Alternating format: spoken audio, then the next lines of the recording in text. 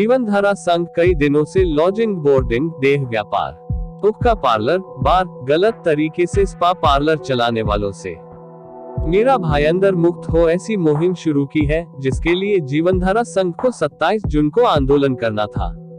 लेकिन पुलिस के आला अधिकारी और बीएमसी द्वारा ऐसी समस्याओं से जल्द निवारण करने और कड़ी कार्यवाही के लिए 1 महीने का समय लिया है। इस आंदोलन को कुछ समय के लिए रुका दिया गया है, लेकिन जीवनधारा संघ के राष्ट्रीय अध्यक्ष गोविंद पांडे ने कहा कि इन सबसे आम महिलाओं, मीरा भाईंदर की जनता, बच्चों को होने वाली परेशानी को जल्दी ही पुलिस और बीएमसी ने कार्यवाही कर नहीं निपटाया तो ये आंदोलन 1 महीने बाद बड़े पैमाने पर किया जाएगा और मीरा भाईंदर में चल रहे गैर कानूनी काम और अन्य समस्याओं को अपने तरीके से निपटाने के लिए हम हर तरह की मुमकिन कोशिश करेंगे। हम लोग का जो आज आंदोलन था 27 जून का, कि हम लोगों ने इससे पहले भी 2-3 बार पत्र व्यवहार किया था मीरा भाईंदर महानगर पालिका में। हमारे अपना ये विरोधी पक्ष नेता अजित पवार साहब को, सीएम साहब को, उप मुख्यमंत्री साहब को और वहाँ के मीरा भाईंदर पुलिस आयुक्त दिलीप ढोले जी को, जो रहिवासी क्षेत्र में मीरा भाईंदर के रहिवासी क्षेत्र में लॉजिंग, बोर्डिंग है, मसाज पार्लर है, हुक्का पार्लर है, डांस बार है, उसे बंद करने के लिए और वेश्या व्यापार को। तो वेश्या व्यापार पर हमारे नवगढ़ पुलिस स्टेशन के सीनियर साहब जब से आए तब से काम कर रहे हैं, उस पर थोड़ा सा कम हुआ है, उम्मीद करूँगा आगे कम हो जाए। लेकिन जो रहिवासी क्षेत्र में लॉजिंग, बोर्डिंग है, स्पा पार्लर है, मसाज पार्लर है, उसे बंद करने के लिए हम लोगों ने आज 27 जून को आमरण उपोषण पर बैठने वाले थे। लेकिन वहाँ के उपायुक्त, कल हमारी मीटिंग हुई थी पुलिस को लेकर के और हमारी एनजीओ पुलिस वाले और उसके बाद वहाँ के उपायुक्त मीरा भाईंदर महानगर पालिका के मारुति गायकवाड़ जी, उन्होंने आश्वासन दिया है कि जितना जल्दी हो सकेगा हम लोग सहायुक्त के साथ, एक वार्ड प्रभाग क्रमांक 1, 2, 3, 4, 5, 6 के आयुक्त के साथ हमको एक लेटर भी दिया है कि उनके साथ मीटिंग करेंगे और जितना जल्दी हो सकेगा कार्रवाई करेंगे। लेकिन उनकी मतलब कल जो मीटिंग हुई ना, उससे पूरी तरह से तो हम लोग सहमत नहीं है, क्योंकि इसका रीज़न ऐसा है कि हम लोग ने जो लॉजिंग, बोर्डिंग का मुद्दा लिया है उस पर उनका बोलना है कि महानगर पालिका के उपायुक्त का बोलना है कि हम लोग सिर्फ और सिर्फ बांधकाम को तोड़ सकते हैं, डेमोलिश कर सकते हैं। ये चीज़ें और लोग परमिशन देना या कुछ चीज़ें और डिपार्टमेंट को जाता है। लेकिन महानगर पालिका में बहुत सारे फूड्स डिपार्टमेंट है, बाकी चीज़ों में बनाने के टाइम तो परमिशन आप ही देते हो ना, नहीं तो बनता नहीं था। तो आज इतने दिन से बना हुआ स्कूल के बाजू में है, कॉलेजेस के बाजू में, मंदिर के बाजू में और मस्जिद के बाजू में, गुरुद्वारे के बाजू में। तो उम्मीद करूँगा ये जितना जल्दी हो सके, जैसा उन्होंने बोला है बंद कराएंगे तो बंद कराएं, यही उम्मीद करता है। इसीलिए उन्होंने लेटर दिया और बारिश का माहौल है। और सबसे बड़ा प्रॉब्लम है कि जैसे हमारे मुंबई में 149 की नोटिस मिल जाती, फिर भी हम बैठ सकते हैं आंदोलन पर, 1-2 जन, कोई मतलब वहाँ पे अलग तरीके की घटना ना हो, वो 149 की नोटिस देते फिर भी हम बैठ सकते हैं। लेकिन मीरा भाईंदर महानगर पालिका में आपको पैसे भी पे करने पड़ते, लेकिन आमरण उपोषण पर वो लोग जल्दी परमिशन भी नहीं देते। तो क्या लग रहा है, ये आप लोगों को भटकाने का काम चल रहा है या वाकई में इस पर कुछ काम होगा? देखो, हमें तो फिलहाल तो पुलिस वाले अपना पल्ला झाड़े, पुलिस वाले का बोलना होता है लॉजिंग, बोर्डिंग हमारे में नहीं आता है और महानगर पालिका बोलती है लॉजिंग, बोर्डिंग हमारे पास नहीं आता है। ये कहीं ना कहीं तो घुमा ही रहे।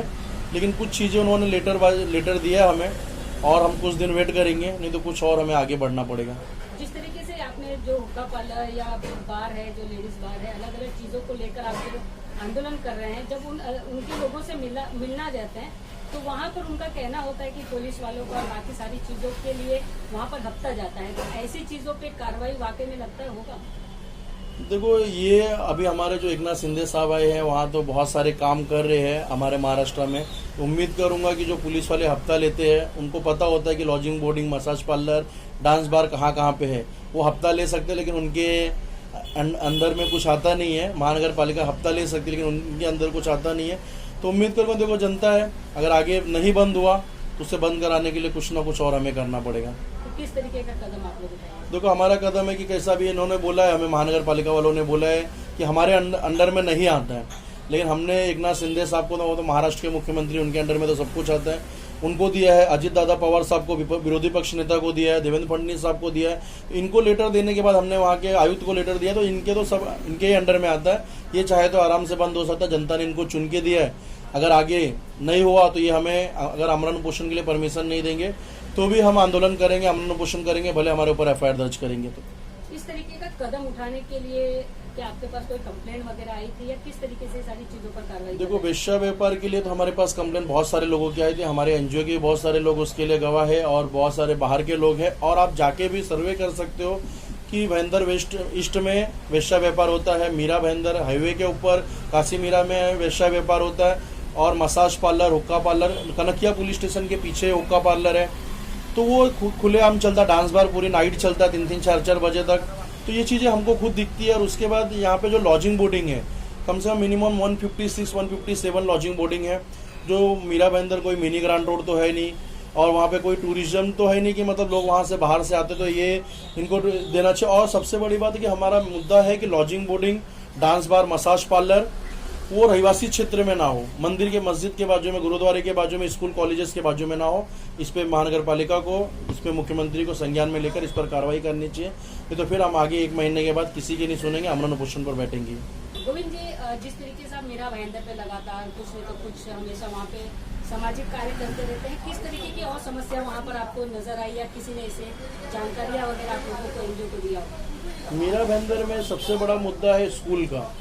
जो बीएमसी की बहुत सारी स्कूलें, कम से कम 34 के ऊपर स्कूलें हैं महानगर पालिका के अंदर, लेकिन उनमें सुविधा कुछ भी नहीं है। आप जाके अगर सर्वे करेंगे तो कोई सुविधा नहीं है। और उसके बाद यहाँ पे नेताओं के कॉलेजेस है, नेताओं के स्कूल है, और मीरा भाईंदर में हर साल एडमिशन लेना पड़ता है। हर साल एडमिशन लेना बहुत बड़ा मुद्दा है कि चलो गरीब इंसान अगर एक बार एडमिशन करवाता है तो बच्चों की फीस भर के कंटिन्यू करता है। लेकिन मीरा भाईंदर महानगर पालिका में जितने भी प्राइवेट स्कूल है उसमें हर साल एडमिशन लिए जाते हैं, हर साल डोनेशन फीस भरी जाती है, और फीस नहीं भरे जाते तो बच्चों को, डोनेशन नहीं भरे जाते तो बच्चों को स्कूल से निकाल दिया जाता है। और जितने भी स्कूल है पॉलिटिशियन के हैं 80%, और सब इनलीगल है। आप ना तो ग्राउंड है उनके, ना तो टॉयलेट है, ना तो इतनी क्लासेस है। जूनियर कॉलेज लिख के रखे हैं, जूनियर कॉलेज की इनकी परमिशन भी नहीं है, उतने टीचर सर भी नहीं है स्कूल में। हॉस्पिटल के मुद्दे हैं, हॉस्पिटल जो गिरने वाली बिल्डिंगें हैं उसमें हॉस्पिटल है, जो बिल्डिंगें न्यू बन रही, न्यू कंस्ट्रक्शन के पूरे काम बाकी है, लेकिन नीचे हॉस्पिटल चालू है, 3rd फ्लोर पे हॉस्पिटल चालू है। तो ये कहीं ना कहीं लोगों के साथ गलत हो रहा है, जनता के साथ खिलवाड़ किया जा रहा है। मीरा भाईंदर महानगर की पालिका के जो दिलीप ढोले जी है, उन्हें ये चीज़ों पर ध्यान देना चाहिए और महानगर पालिका की कोई मतलब हर चीज कार्रवाई करनी चाहिए। आपको क्या लगता है कि ऐसी सब जानकारियाँ उनके पास में नहीं है या अनदेखी की जाती है? देखो, ये जानकारियाँ सब कुछ होती है बीएमसी और पुलिस के पास, क्योंकि बिना हफ्ता के, बिना लोगों के पता हुए ये चीज़ें चलती नहीं है। क्योंकि यहाँ पे मतलब पॉलिटिशियन जितने, बीजेपी की सरकार रही है, एमएलए भी बीजेपी की, गीता जैन जी, और एक एमएलए है प्रताप सरनाइक जी, 96 नगर सेवक है, 80% एमएलए, 80% नगर सेवक बीजेपी के, महापौर बीजेपी के थे। तो ये चीज़ें सब कुछ बीजेपी ने बोला, मोदी साहब ने बोला करप्शन बंद होना चाहिए, लेकिन मीरा भाईंदर महानगर पालिका में मुझे नहीं लगता है करप्शन बंद होगा। जनता को खुद आगे आना पड़ेगा। 18 लाख की आबादी जनता की है, तो जनता को अपने हक की लड़ाई खुद हमारी एनजीओ के थ्रू या खुद जनता को आगे आना चाहिए और अपने हक की लड़ाई लड़नी चाहिए।